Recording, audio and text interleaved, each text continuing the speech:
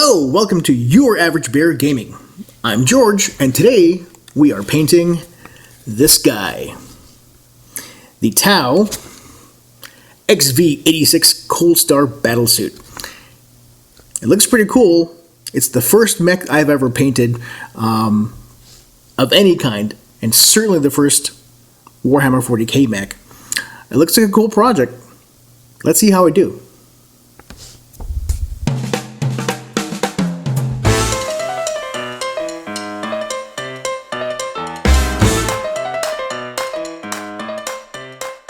Just look at this gorgeous model. Yeah, this is for Warhammer 40k. Now, I'm talking about this like it's this major revelation, right? Tau have been out for a long time. Mechs aren't new, but they're new to this guy. I built and painted a squad of troopers. I think it's the Fire Warriors or whatever, and they were cool. But man, this thing is completely unlike anything else I've built or painted for Warhammer 40k. It is just super detailed, super cool. I cannot communicate just how different this is and just how awesome an experience it was to build it. Now, you'll notice there's a couple of patches here where I've used sticky tack because I'm about to paint this guy and I don't want to glue things on until I'm done painting, specifically parts like this, like I'm guessing it's a jump pack or something. I don't want to glue that down because it's going to interfere with painting here. The head, obviously, I'm going to paint separately. The arms, I'm going to paint separately. I'm just blown away by how cool this model looks. I'm flabbergasted. Not a word I use all that often in daily life, but I am flabbergasted. It's pretty posable. You can do kind of some neat things with it. You can pose the legs. I've given it kind of an interesting pose, kind of a dynamic. He's kind of stepping on some stuff. I don't know how well that's going to work in terms of basing, but I'll figure this out. I'm just blown away. Okay, but before I prime it, I do want to mention a couple of things about the building process. In case you've never done Tau and you're thinking about building Tau, this one is the XV86 Coldstar Battlesuit. It has the option of going with the Enforcer Battlesuit, and I think that's if you're going to make it's a command choice. I'm not exactly sure. You have the option of building either of these two. I went with the Coldstar Battlesuit because I wanted to make, troop choices. Okay, so this kit, it's a bunch of little pieces. Almost every one of these things is a multi-piece. Like this gun, I forget what it's... I'm going to take these things off because they're really flimsy without being glued on. But to give you an example of how intricate this can be, this gun, which is under the arm right here, it's made of 1, 2, 3, 4, 5, 6 parts, 7 parts if you include that little fin. For just this little piece, there's a ton of parts that you put together. The arms are 2 pieces. The torso is probably the largest chunk.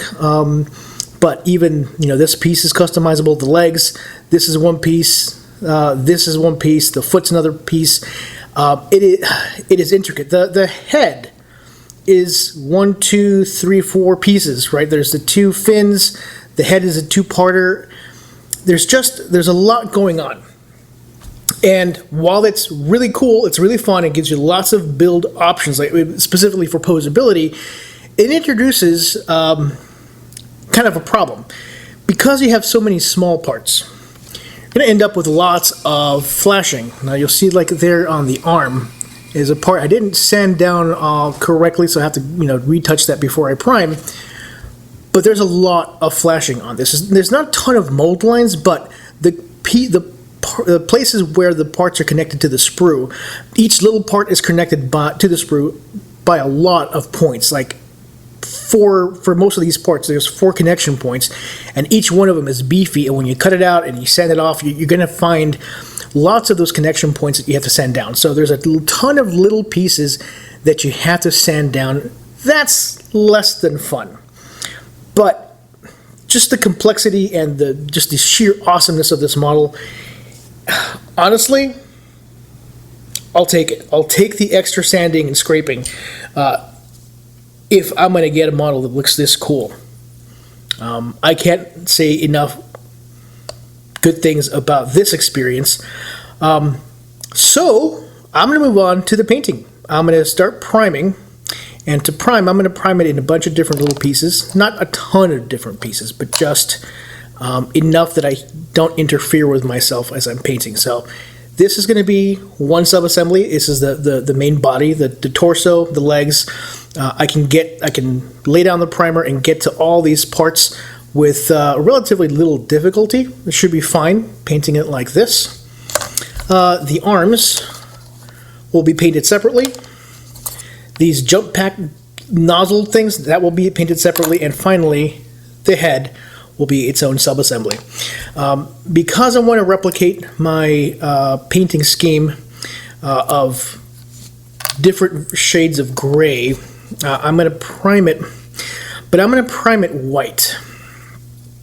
The last attempt at painting, I was gray and I kind of wasn't satisfied with the results. So I'm going to go with a light prime. I'm going to go with white and see if that experience is better. So that's where I'll start. Before I do that, I have a little scraping to do.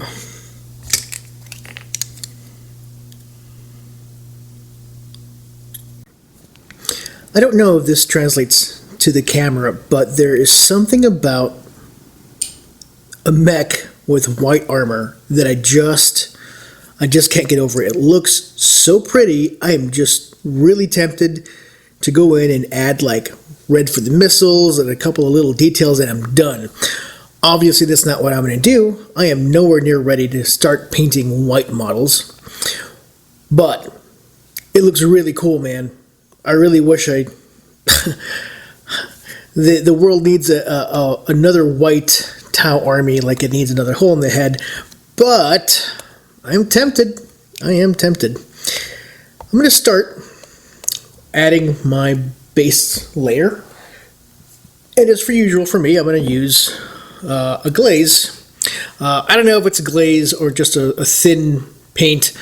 I'm not experienced enough to know the difference, but I'm going to go with uniform gray to try to emulate the painting scheme I adopted for the Fire Warriors.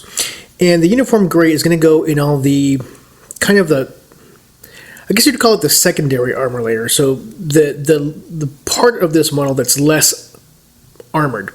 So I'm talking like all the pieces underneath this leg armor. So this is like leg armor. I would consider probably the chest leg armor, maybe the crotchal area, that would be the leg armor. So that would take the secondary paint scheme. But for the primary paint scheme, I'm going to go with this uniform gray.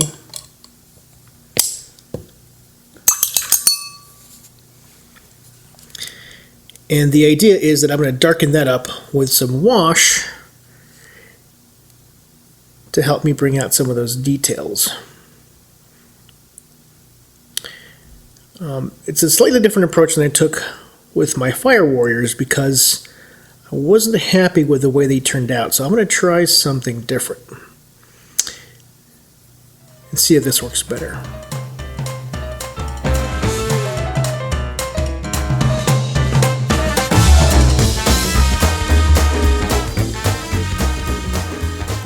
Okay, so I've got my base coat for the kind of the gray stuff, and this is normally where I would go in and add the primary color, which is white. And so on the troops, I was thinking of not doing that anymore because the armor panel, so there's those little grooves in the armor, they were really thin, and as I added more coats, when I added the wash over them, they weren't very defined. But this guy, it's a larger model, so I might be able to get away with another coat.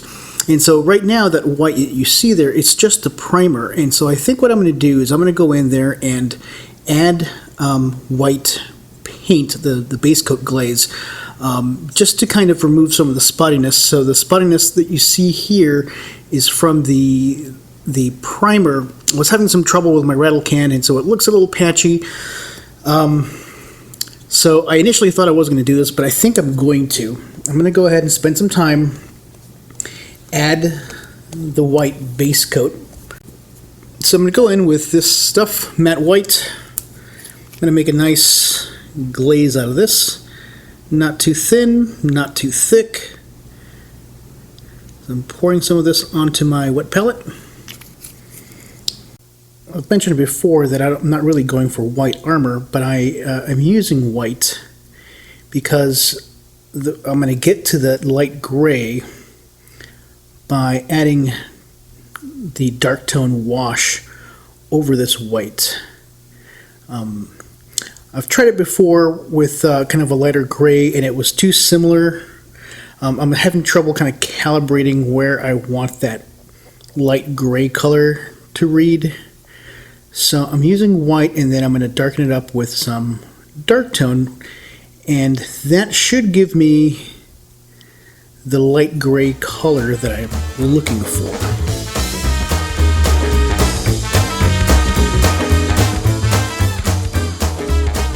Alright, the white glaze is on. It's looking pretty snazzy. I'm liking it. I added just a little bit of color, the blue on the armor. I wanted the extra splash, so kind of those little circles. Yeah, that's fine. The weapons, I went with black, kind of like my Tower Troopers. And it's looking pretty decent. It's now time to start with the wash, and here's where things could get gross. I have to do a good job of controlling how the wash dries, because otherwise I'm going to end up with not a darker gray, I'm going to end up with dirty gray, and I don't want dirty gray. I just want to darken this gray up. So here we go. So when you're doing this, you want to control where the wash collects, and it's not something I'm particularly good at. So it's something I need to practice. But this is the place to do it, I think.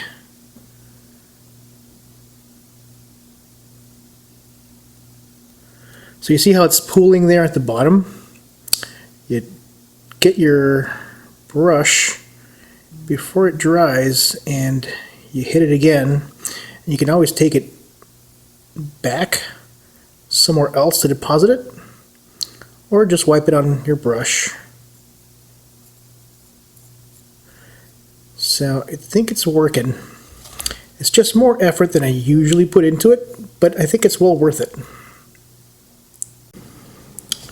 So the idea here is to make sure it collects on those little crevices, like we see right there, and it darkens up the overall color without pooling in any one place too much. You want some pooling, but not a ton.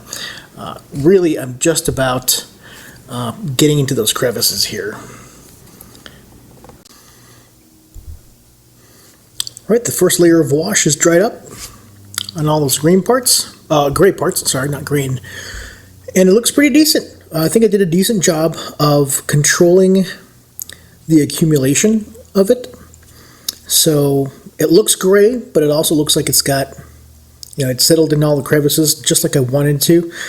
And I think it might need a second coat to darken it up just a little bit more, but I don't know yet for a fact. So what I'm going to do is I'm going to hit all of these parts, all the white armor pieces.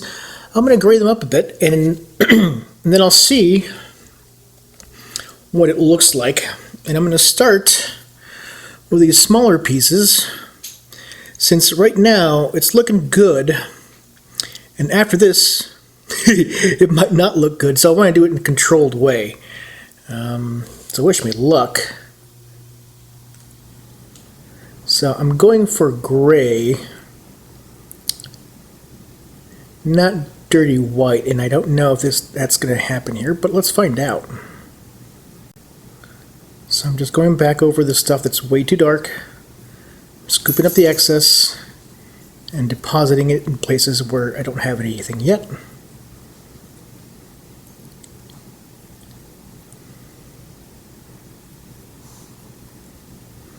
Seems to be doing the trick. It's a little more work than I typically do, but these Tau models look so nice. I think it's worth it. There's so much detail in the sculpt that I want to do a better job than I usually do.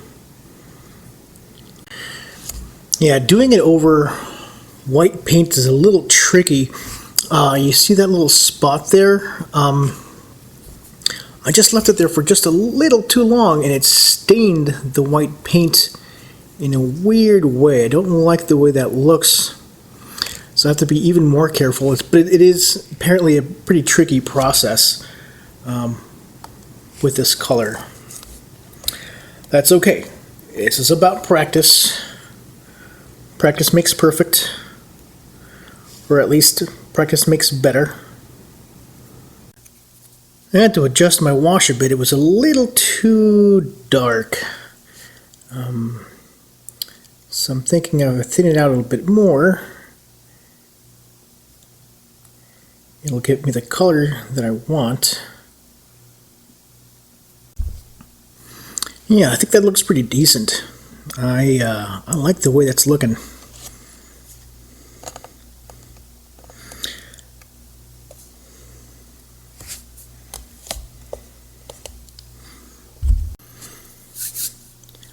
Oh my gosh, look at this bad boy. It is beautiful. It is kind of better than I expected. It looks so good. By the way, that blue wash, it's fresh on this. I had forgotten to put it on. It's dry everywhere else. So all the blue parts got the blue wash. All the other parts got a dark wash. It was pretty light, and that's what allowed it to look like this. I am sorely tempted to darken it up a little bit more. Give it another pass with the dark tone. But I'm super afraid of messing it up. I mean, right now, it looks good, and if that was the end product, I'd be happy with this. The lines on the armor are the gaps, those little grooves, they're so well defined. I just wish the armor was a little darker gray. But I don't want to mess it up. What do I do? What do I do? Ugh. Alright. I'm going to paint bravely. And to paint bravely, I'm going to give this bad boy one more coat of the dark tone. And I'm going to darken it up just a little bit, because it's pretty thinned out right now, but I think I want it a little darker. Not much, just a bit. So I'm going to add some more dark tone to my little puddle on my dry palette. I'm going to mix it up, and then I am going to cross my fingers and hope I don't make things worse. That's probably what's going to happen, but we're painting bravely. This is what painting bravely looks like. Yikes. And I'm doing the whole model because I wanted to darken up both the light gray, or the white really, Who am I kidding? And the darker gray. I want these to both be a little darker, so I'm applying this wash over the whole model because I want the same effect on everything but the blue parts.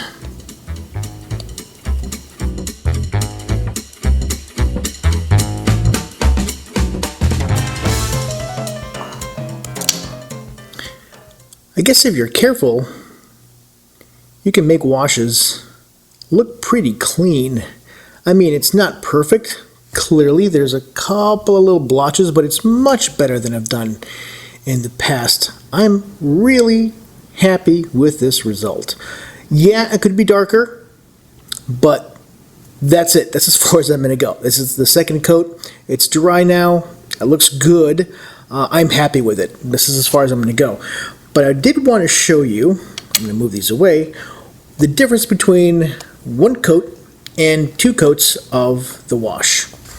So here's the main body, and the legs, or the bottom half, really have the two coats of the dark tone. The upper body has just the one coat. So you can see the difference, and you can see why you would want to do this if this is an effect that you wanted to do. Obviously, if you have a different color scheme, maybe this isn't something you're trying, but a second coat of wash can make a big difference in the look of your model. So I'm going to finish this guy. This is the last piece I've got to do, and once that's done and dry, I'm going to pick out some details. But there's not a ton of details on here. I am I'll see what I see. Alright, so looks like the washing is now done. It is now time to work on some details. There's not a ton of details that I want to pick out. Most of the details on this model are basically already done. The glazing and the washing did a much better job of picking out detail than I could do by hand. So now it's just a matter of picking out those little details that, not that we missed, but that aren't covered by the washing and glazing. And so there's not a ton left to pick out. It's just stuff that's going to enhance the model. And so I'm going to do little things like get lights on there, undercoating like the symbols there for the metallic color that's going to go on there, little things like that should be, I don't know, probably lights, so emissive stuff. And so they're all over the model. I'll just kind of show you kind of the little details that I've picked out. So I'm going to fill in some of these vent areas. I'm just going to go with black, just to provide some contrast, to show that they're here. I'm going to do the same here for these little recessed areas. And I'll go back and pick them out with some emissive lighting. Here, I'm going to undercoat the Tau symbol with some black. Once that dries, I'll hit it with some metallic.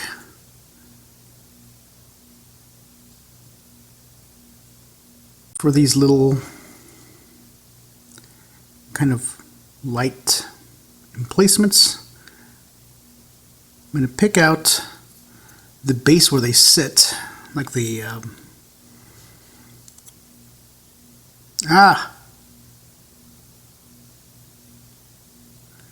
and I need to be a lot more steady-handed for this. Just cleaning that up. What I'm trying to do here is to ring that part with some black without getting the black on places I don't want it. On the gun, I'm just cleaning up any bits of sloppiness. There's plenty of that. I'm going to pick out these missiles. I left them mostly white, but I messed them up a little bit, so I'm going to go ahead and clean it up a bit.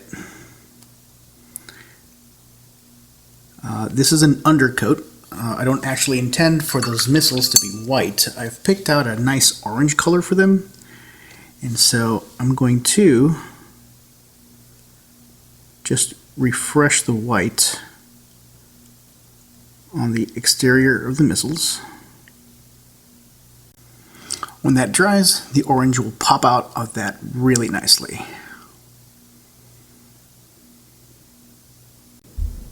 In the head, I'm going to mark out, there's like 3 lenses in there that I want to add color to. So the first thing is very carefully apply an undercoat of white with a tiny little brush. Now I'm going to pick out these big discs that I think are going to be emissive lights. I'm going to cut them in white so that whatever colors I pick will show up nicely.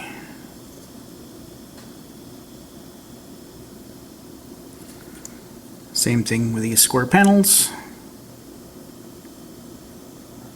These probably don't have to be lights, but why not? Let's bring color into this. Inside that little recess, do the same thing.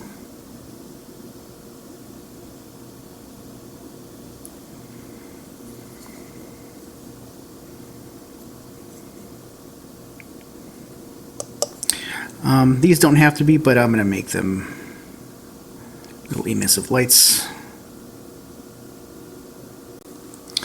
There's one inside this little crevice in the arm.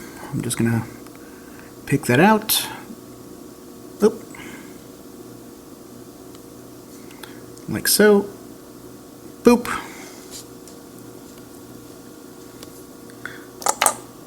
There's a matching one on this other arm. So I'm going to boop that too.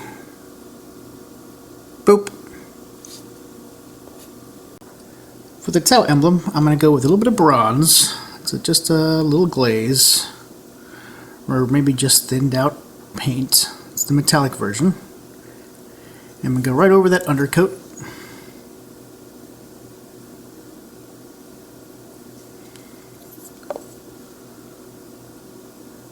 Kind of like so.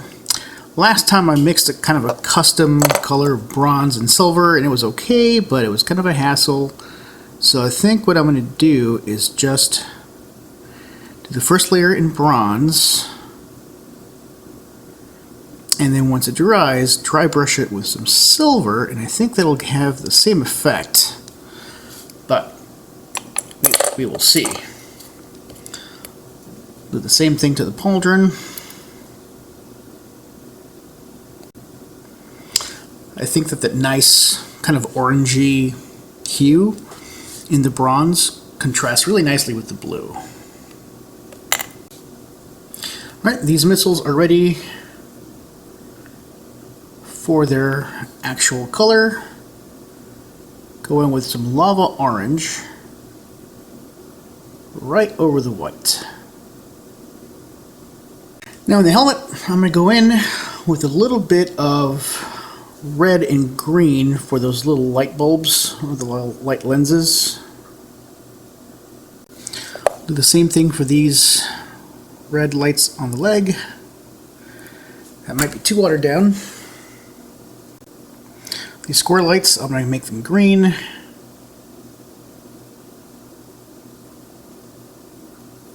I'll add one green light here.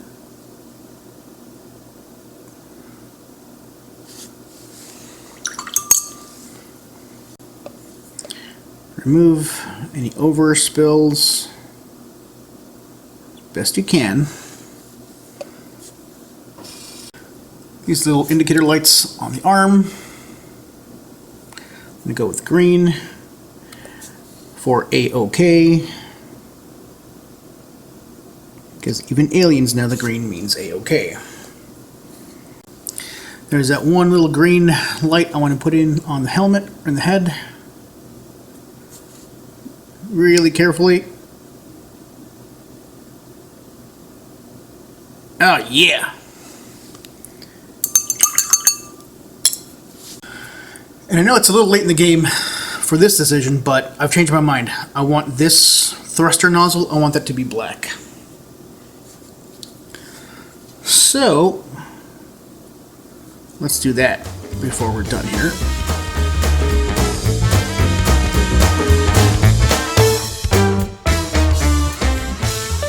Let's continue on, adding a bit more refinement to the Tau symbol. Now that the bronze has dried, I'm going to go over it with a little bit of thinned out dark wash, just to emphasize kind of the boundaries, right? There's the Tau symbol in the middle. I want to make sure that's defined.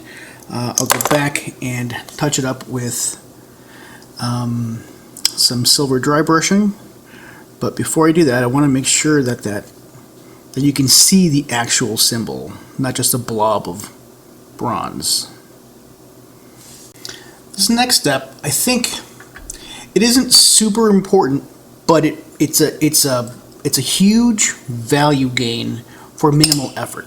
And so what I'm talking about here is for each of these elements that I've decided are going to be emissive lights, I'm going to go on and touch them up with a bit of wash. So Army Painter makes, well, they make red tone,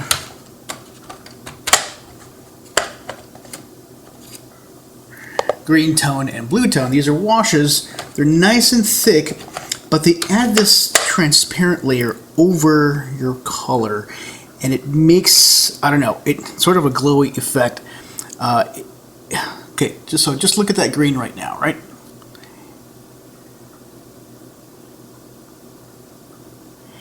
And we add that, and so because it's a wash, it's going to sink into different places and kind of flow away from other places. And what that does is it gives you this transparent layer, sort of transparent layer above that, to make it look, I don't know, like a light. It gives it some life. I use the washes full strength for this purpose. For other purposes, I might thin it down or whatever. I'll show you with the red. So you see how it's kind of pale. And it's not going to be a huge difference, but it's going to be a meaningful difference. It's going to darken up the color and give it this transparency that, I don't know, I think it's a huge bang for your buck. And by buck, I mean the time you spent adding that touch, which is, you know, nothing, basically. Now I'm going to do the same thing to these missiles, not because they're emissive, but because I want to give them a little bit of a shine. The problem is that Army Painter doesn't make orange tone. They only make red, blue, and green tone. But I think is red, green, and blue. I think those are primary colors, and so you can mix them up, but to create other color combinations. But even better, you can just use them red, because red is part of orange, if memory serves me. And so it just takes that orange and makes it a little redder for a kind of a unique color, while still giving it that sheen and depth, that 3D effect. It's a really nice touch.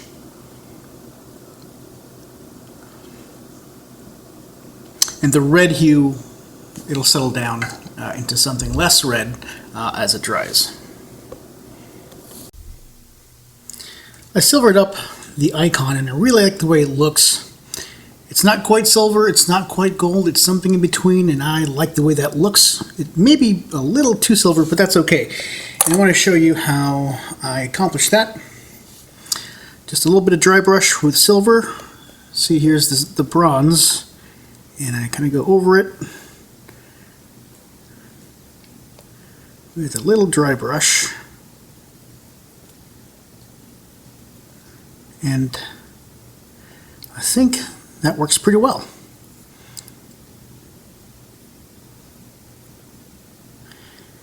Now, I should point out take a look at the brush that I'm using. This is a kind of a funny story. I've struggled with dry brushing. I just cannot get my brush dry enough to get what I want out of it. And so I've noticed that the brushes that I've used, like the stiffer the brush, the better the results, but I still, have been pretty inconsistent. And I was browsing through my my local craft store, which is Michael's. If you're not in the US, then you don't have one, probably. Maybe you do, I don't know.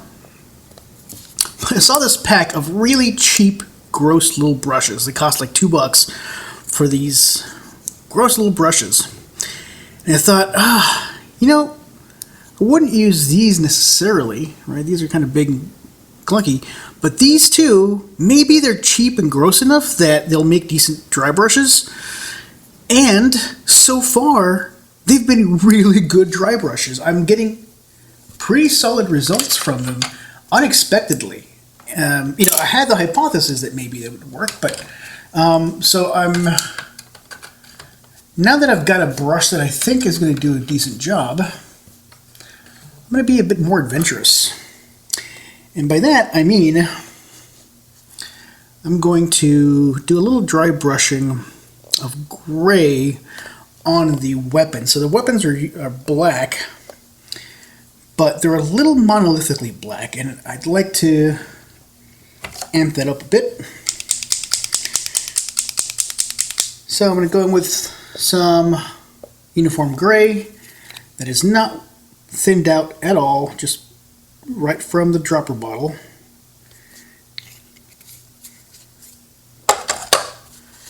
And I'm going to take this little bad boy, load it up a bit,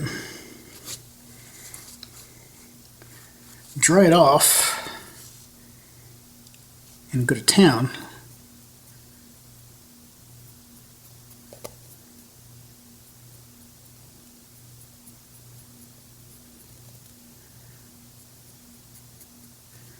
Yeah, this is having the impact that I want.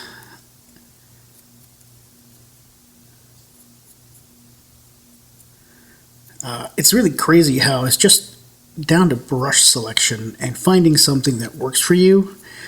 It solves a lot of problems. And do the same thing with this weapon right here.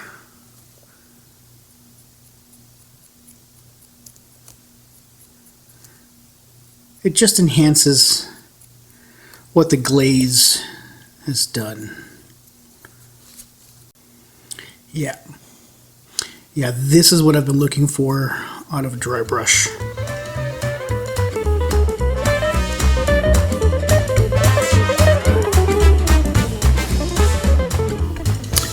Well, he's all done. This guy,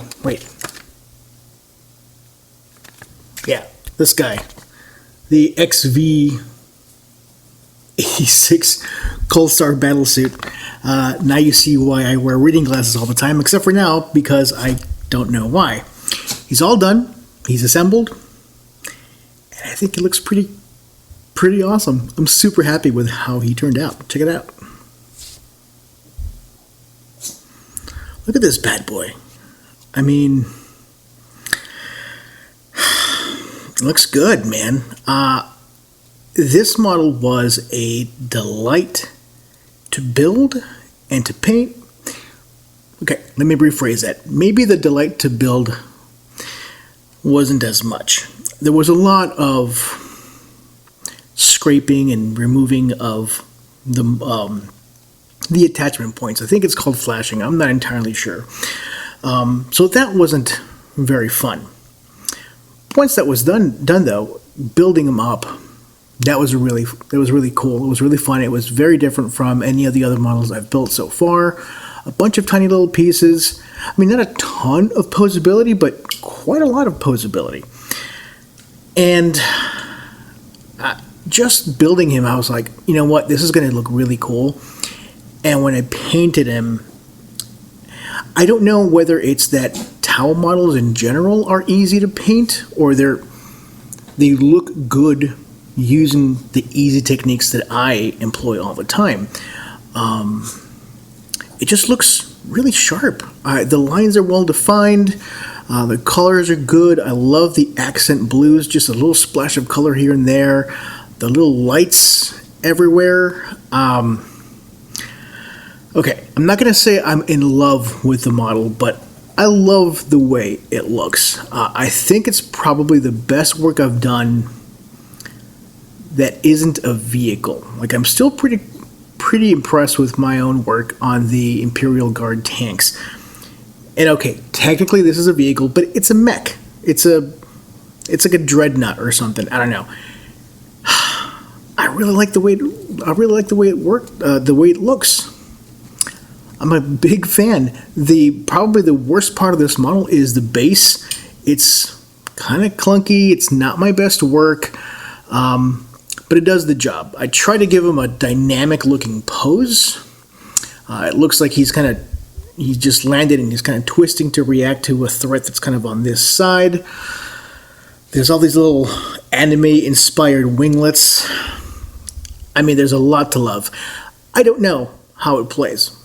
I, to date, have yet to play a game of Warhammer 40k since I restarted the hobby. Mostly I've just been building, painting, and magnetizing. So it might be a crappy model to play, but it looks super cool. I am really happy to see the end result. I will point out, if you use kind of a dynamic pose like I did, you kind of have to be careful with the attachment points to the base. The legs are it's a pretty small footprint, and there's basically there's 4 small points of contact. If you're posing it kind of standing up, like with both of his feet on the ground, I didn't want to do that. I wanted to give him kind of some dynamism, some kind of sense of movement, and so I ended up with even fewer points of contact. I had to do a little jury rigging with the points of contact. I don't know if you can tell. I'm going to zoom in here. So his foot is like on a rock. It's just a piece, a little bit of epoxy putty that I mixed up just to give me a wider point of contact. But oh, look at those lights! Look at those lights on his legs. I think they look pretty neat. And the thing is, they look neat and they're easy. Like, I didn't spend a ton of time adding like the white shading and then the little white reflection dot. I didn't do any of that. It was a layer and a wash over it, and it looks like a light. So here he is. Before I talk a little bit more about some of the choices I made, I just want to show you this dude came with a drone. I chose what I believe is a marker light drone configuration. If I ever play him, it'll improve his aim. I don't know if they're always deployed with a drone or it's an option. Maybe it's an option where if you go with the executioner variant of this thing. Oh, I'm sorry, enforcer variant of this thing. Whatever the case may be, relatively simple to build. I use the same kind of color scheme. And there's plenty. And I made sure to include plenty of those emissive looking lights on the model because I love the splash of color, and I think it's a cool little element. I even attempted to do the kind of the light blue glow. It's a little harder to tell here, but you can kind of see the inside, the guts of it, if you will, of the drone. They have this kind of a light blue glow, like there's some energy happening in there. That was kind of the intent.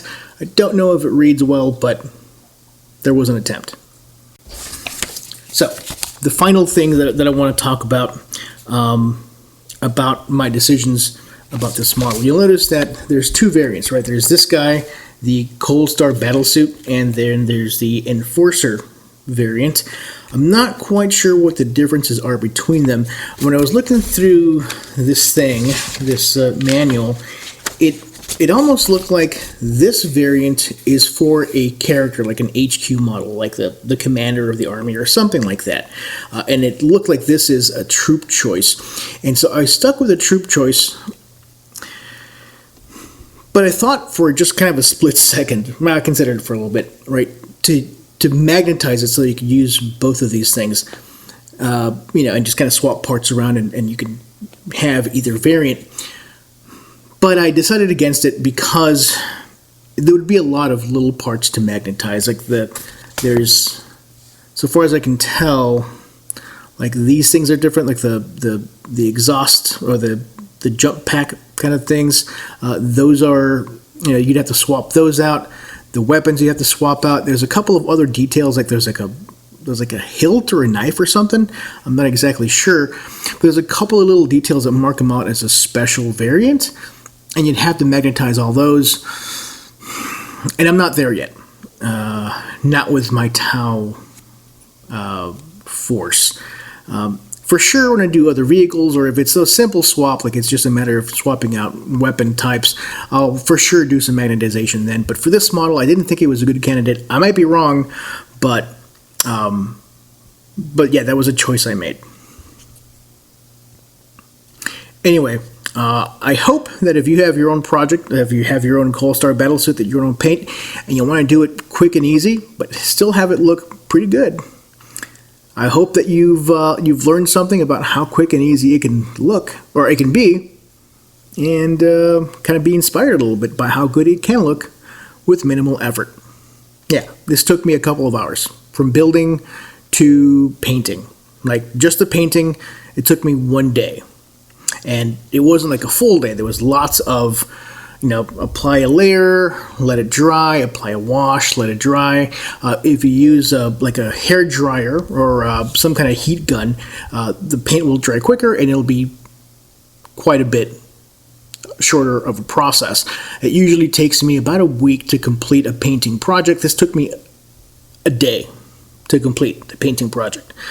It was very, very simple.